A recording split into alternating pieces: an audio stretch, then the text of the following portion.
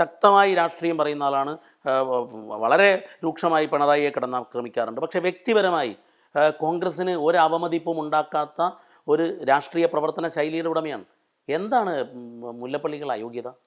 നിങ്ങൾ എൻ്റെ രാഷ്ട്രീയ ചരിത്രം എടുത്ത് പരിശോധിച്ച് കഴിഞ്ഞാൽ, ഞാനൊരു വിദ്യാർത്ഥി രാഷ്ട്രീയത്തിലേക്ക് പ്രവേശിച്ച കാലം തൊട്ട് ഇന്നുവരെ ഇന്ത്യൻ നാഷണൽ കോൺഗ്രസ് എന്ന മഹത്തായ പ്രസ്ഥാനത്തിനെ വേദനിപ്പിക്കുന്ന, നോവിക്കുന്ന ഒരു നടപടി എൻ്റെ ഭാഗത്തുണ്ടായിട്ടില്ല. ഒരു പ്രസ്താവനയും നിങ്ങൾക്കാർക്ക് ചൂണ്ടിക്കാണിക്കാൻ സാധിക്കില്ല. അത്രയേറെ നമ്മൾ സാധാരണ ആലങ്കാരികമായിട്ട് പറയാറുണ്ട്, എൻ്റെ അമ്മയെപ്പോലെ ഞാൻ പാർട്ടിയെ സ്നേഹിക്കുന്നത്, ഞാൻ എൻ്റെ പ്രാണനെ പോലെയാണ് എൻ്റെ പാർട്ടിയെ സ്നേഹിക്കുന്നത്. അതുകൊണ്ട് തന്നെയാണ് എല്ലാ തരത്തിലുമുള്ള അവഗണനയും അവഹേളനവും ഒക്കെ തന്നെ സഹിച്ചുകൊണ്ട് ഞാൻ ഇന്നും കോൺഗ്രസിൻ്റെ പ്രവർത്തനം കഴിച്ച ശേഷമാണ് ഇവിടെ വന്നിരിക്കുന്നത്. ഞാൻ സദാസമയം കോൺഗ്രസ് സന്ദേശവാഹകനായിട്ട് പോവുകയാണ്. എൻ്റെ ജീവിതാന്ത്യം വരെ അതിലപ്പുറം എനിക്കൊരു മോഹമില്ല എന്ന് ഞാനിവിടെ അറിയിക്കട്ടെ.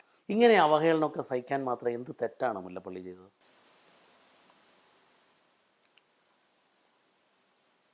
ഞാനൊരു തെറ്റും ചെയ്തിട്ടില്ല.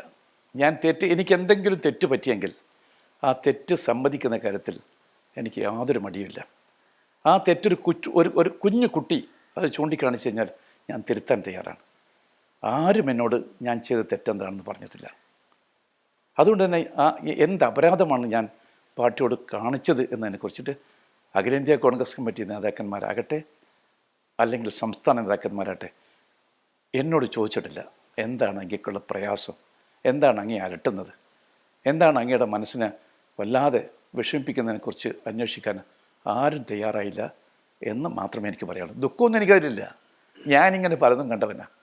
ഒരുപാട് കൊടുങ്കാറ്റുകളും പേമാരിയൊക്കെ തന്നെ. അങ്ങയുടെ ഒരു പൊളിറ്റിക്കൽ ട്രാക്ക് റെക്കോർഡ് നോക്കുമ്പം ഇന്ദിരാഗാന്ധിയുടെ ഏറ്റവും വിശ്വസ്തനായിരുന്ന ഒരാൾ. മാത്രവുമല്ല, കോൺഗ്രസിൽ നിന്നും AK ആൻ്റണി മാറി നിന്നപ്പോൾ പോലും കോൺഗ്രസ് വിട്ടുപോകാൻ തയ്യാറാവാത്ത ഒരു പൊളിറ്റിക്കൽ കരിയറായിരുന്നു, അത്തരമൊരു പൊളിറ്റിക്കൽ സ്റ്റാൻഡായിരുന്നു അങ്ങയുടെ നിലപാടുകൾ. അങ്ങനെയായിരുന്നു. മറ്റൊരു പ്രധാന പ്രശ്നം അങ്ങ് തന്നെ പറഞ്ഞ ഈ അവഹേളനം സഹിച്ച് അങ്ങ് കോൺഗ്രസിൽ മരണം വരെ തുടരുമെന്ന് പറയുമ്പോൾ പല കോൺഗ്രസ് നേതാക്കളും BJPയിലേക്ക് ചേക്കേറിക്കൊണ്ടിരിക്കുന്ന ഒരു രാഷ്ട്രീയ സാഹചര്യമുണ്ട്. അങ്ങ് എങ്ങനെയാണ് ഇതിനെ കാണുന്നത്? ഞാൻ കോൺഗ്രസിലെ നേതാക്കന്മാരെക്കുറിച്ച് പറയുമ്പോൾ ഞാൻ ഒരു കാലത്തും പാർട്ടി വിട്ടുപോയിട്ടില്ല. പാർട്ടിയുടെ ആശയങ്ങൾക്കും അഭിപ്രായങ്ങൾക്കും വിരുദ്ധമായിട്ടൊരു നിലപാട് ഞാൻ സ്വീകരിച്ചിട്ടില്ല. എന്നും പാർട്ടി പറയുന്ന വഴിയിലൂടെ മാത്രം മുന്നോട്ട് പോയിട്ടുള്ള ഒരാളാണ് ഞാൻ. എനിക്കതിൽ അഭിമാനമുണ്ട്. നാളെയും എൻ്റെ സമീപനം അത് തന്നെയായിരിക്കും. പക്ഷേ എനിക്ക് എന്തെങ്കിലും അഭിപ്രായ വ്യത്യാസം കണ്ട എല്ലാ കാലത്തും ഞാൻ പാർട്ടി വേദികളിൽ ശക്തമായിട്ട് എൻ്റെ അഭിപ്രായ ഭിന്നത പറഞ്ഞിട്ടുണ്ട്. അതാണ് എൻ്റെ ചരിത്രം. പക്ഷേ ഒരു കാര്യമുണ്ട്, പാർട്ടി വേദി ഇല്ല ഇപ്പോൾ പറയാൻ. അങ്ങ് പങ്കെടുത്ത ഒരു യോഗം, ഉന്നതതല യോഗം കേരളത്തിൽ രാഷ്ട്രീയകാര്യ സമിതിയാണ്. എത്ര കാലമായി ചേർന്നിട്ട്? കോൺഗ്രസിൽ ചർച്ച നടക്കുന്നുണ്ടോ കൃത്യമായി? ഞാൻ ഇത് ചോദിക്കാൻ കാരണം, ഏറെ മുൻപല്ല നമ്മൾ K മുരളീധരൻ്റെ ഒരു അഭിമുഖം എടുത്തിരുന്നു. അദ്ദേഹം പറഞ്ഞു കോൺഗ്രസിൽ ചർച്ച നടക്കുന്നില്ല. ഞാൻ പൊളിറ്റിക്കൽ അഫയേഴ്സ് കമ്മിറ്റി യോഗം അല്ലെങ്കിൽ KPCC എക്സിക്യൂട്ടീവ് യോഗം എന്നെ അറിയിക്കാറില്ല എന്ന് പറഞ്ഞാൽ അർത്ഥമില്ല. എനിക്ക് തീർച്ചയായിട്ടും KPCCയിൽ നിന്ന് സർക്കുലർ വരുന്ന കൂട്ടത്തിൽ എനിക്ക് വരാറുണ്ട്, സത്യമാണ്, ഞാൻ നിഷേധിക്കുന്നില്ല. പിന്നെ ഞാൻ പോകില്ല എന്ന് പറഞ്ഞു. ഞാനന്ന് KPCC ഓഫീസിൽ പടിയിറങ്ങുമ്പോൾ ഞാൻ പറഞ്ഞിട്ടുണ്ട്, ഞാനിനി തിരുവനന്തപുരത്ത് KPCC ഓഫീസിൽ ഒരു ഘട്ടം വരെ ഞാൻ വരില്ല എന്ന് പറഞ്ഞിട്ടുണ്ട്.